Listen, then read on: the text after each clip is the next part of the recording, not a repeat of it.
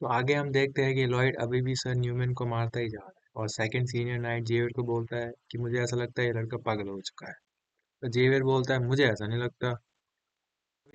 तभी हम देखते हैं कि लॉयड वापस फावड़ा लेके खड़ा हो गया और कहता है अरे अरे अब मैं नहीं मरूंगा। तभी उसके आसपास के सैनिक उसे छोड़ देते हैं। तो लॉयड तो वापस कूटना चालू हो जाता है। तभी जेवियर मन ही मन कहता है कि लॉयड को अगर ध्यान से देखा जाए तो वो सर न्यूमैन के वाइटल पॉइंट्स पे मार रहा है और तो और उसके एक्सप्रेशन भी सीरियस है। तो जो मुझे लगा था वो एकदम सही है। तभी हम देखते हैं कि 15 दिन पहले जेवियर अचानक सॉरी लॉयड अचानक से जेवियर से पूछता है कि मुझे आसान स्किल सिखाओ। जेवियर शॉक हो जाता है क्योंकि ये टेक्निक तो अभी तक इनकम्प्लीट है और सिर्फ जेवियर को मालूम है। तभी लॉयड मन में सोचता है इस टेक्निक के बारे में मुझे बुक में पता चला था। तभी जेवियर कहता है आपको कैसे पता चला कि ये मेरी टेक्निक है। तभी लॉयड बोलता है अरे वो मैंने मंत्र सुनाया था ना। तो क्या वो तू नींद में बड़बड़ा रहा था इस वजह से मुझे पता चल गया। तभी जेवियर कहता है कि मेरे बड़बड़ाने से आपको इतना थोड़ी पता चल सकता है। लॉयड कहता है अरे पता चल जाता है। फिर जेवियर कहता है ठीक है मैं मान लेता हूँ आपकी बात, पर सॉरी मैं आपको टेक्निक नहीं सिखा सकता। लॉयड कहता है क्यों। जेवियर कहता है वो टेक्निक अभी भी इनकम्प्लीट है। लॉयड कहता है कि चलो ठीक है उसे थियोरेटिकली कंप्लीट कर देते हैं। लॉयड कहता है कि तुम अभी तक क्या कर रहे हो। तुम दूसरे का माना चुरा रहे हो और उस माना को अपने माना सर्कल के अंदर डायरेक्टली इंसर्ट कर रहे हो। ऐसा मत कर। पहले उस माना को ले, उसके आसपास लाइंस बना, वॉल बना उस माना के पास, फिर धीरे धीरे उन लाइन से उस माना को एब्जॉर्ब कर। इसे तू माना एब्जॉर्ब कर पाएगा। जेवियर कहता है आप जो कह रहे हो वो सही तो है, पर मास्टर लॉयड आपको कैसे पता चला कि ये सब करना है। तभी लॉयड कहता है अरे बस पता चल गया यार, तू आम खा गुटली मत गई।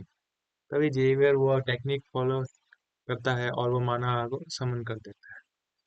तो तभी देखते हैं कि लॉयड कहता है कि अब चलो मेरे को सिखाओ, मेरे को खाली दूसरे का माना चुराना है, खुद को माना नहीं बनाना।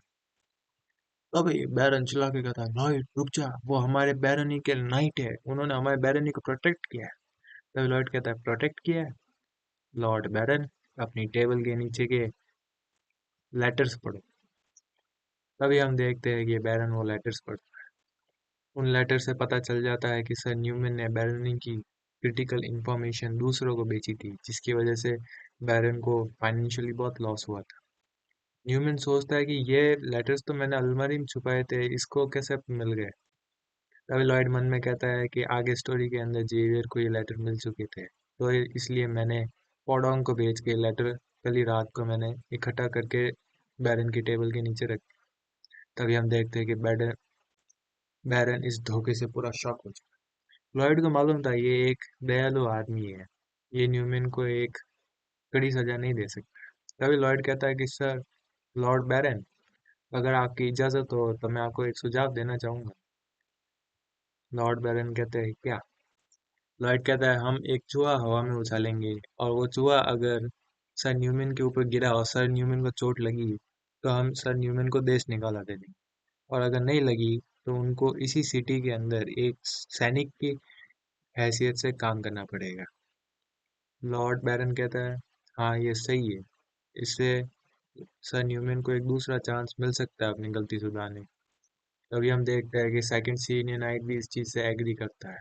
तभी लॉयड न्यूमैन से पूछता है सर न्यूमैन क्या आपको ये चीज़ एक्सेप्ट है। न्यूमैन कहता है हाँ मुझे एक्सेप्ट है। तभी लॉयड मनी मन सोचता है एक राजा जब धोखेबाज को माफ कर दे तो इसका मतलब ये नहीं है कि वो धोखेबाज वापस धोखा नहीं देगा। तभी न्यूमैन मनी मन बोलता है कि ये मेरा ला ये मेरा लास्ट चांस है इन दोनों बाप बेटे को सबक सिखाने के लिए। और वो हंसता है। तभी लॉयड कहता है कि तुम अब और नहीं हंस पाओगे। न्यूमैन कहता है क्या मतलब। तभी लॉयड पोडोंग को लाल बीज देता है और हवा में उछाल देता है। और लॉयड कहता है मुझसे पंगा मुझसे बहुत भारी पड़ रहा है।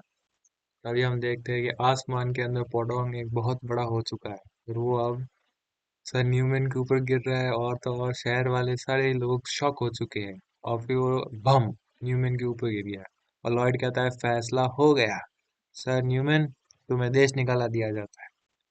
फिर नेक्स्ट सीन में हम देखते हैं कि पोडोंग शहर के अंदर एक रोड खोद रहा है। जेवर पूछता है कि मास्टर पोडोंग क्या करे। लॉयड बोलता है एक पुराना शहर रोम नाम का शहर था, वहाँ की रोडें बहुत मशहूर थी। मैं चाहता हूँ ऐसी रोड यहाँ पे भी बने जो कि बैरन के मेंशन को ईस्ट के पहाड़ों से कनेक्ट कर सके। तभी हम दूसरे सीन में देखते हैं कि वो सारे आलसी निकम्मे सैनिक अब थोड़े बहुत काम के मजदूर बन चुके हैं। पर तभी जेवियर लॉयड से पूछता है कि आपको इस सब चीज़ों की इंफॉर्मेशन मिली कहाँ से? हीटिंग सिस्टम बनाना, रोड बनाना, और तो और ये समनिंग जो आपने मास्टर पोडोंग को समन किया, ये भी एक बहुत हाई लेवल की समनिंग है। एक बड़ा से बड़ा जादूगर भी ये समनिंग आसानी से नहीं कर सकता। क्या आप सच में मास्टर लॉयडिस तो हो? तभी सिस्टम लॉयड को एक दिखाता है कि कोई जेवे नाम का आदमी तुम पे शक कर रहा है। तभी हम लॉयड को देखते लॉयड मनी मन सोचता है कि अगर इस आदमी को पता चला कि मैं इसके मास्टर हूँ, तो ये मेरे को मार भी देगा। तभी लॉयड अचानक से जेवर के पास आता है और जेवर से कहता है कि मैं रात रात रात रात भर जाग जाग के पढ़ा करता था। तभी जेवर कहता है पर मैं तो आपके साथ 24 घंटे रहता था ना, मैंने तो आपको पढ़ते हुए नहीं देखा। तभी लॉयड कहता है 24 घंटे कहाँ रहता था, क्या तुम मेरी जासूसी करता था? जेवर कहता है ऐसी नहीं है।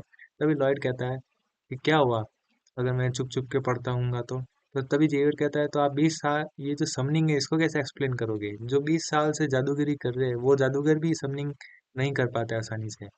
तभी लॉयड कहता है कि तुमने अपना अपना माना इतने जल्दी एनहांस कैसे कर दिया? तुम भी तो एक नॉर्मल नहीं हो, तुम भी तो एक जीनियस हो। तभी जेवर कहता है मैंने तो अपने आप को जीनियस नहीं कहा। तभी लॉयड कहता है अगर तुम लॉयड फ्रंटेरा नाम के जीनियस के साथ आना चाहते हो तो आओ वरना मुझे परेशान मत। तभी लॉयड सीनियर सेकंड नाइट के पास जाता है और कहता है तभी लॉयड जाने लगता है। जेवर पूछता है मैं भी आपके साथ चलूंगा। लॉयड कहता है ठीक है। तो जेवर पूछता है कि हम जा कहाँ रहे हैं?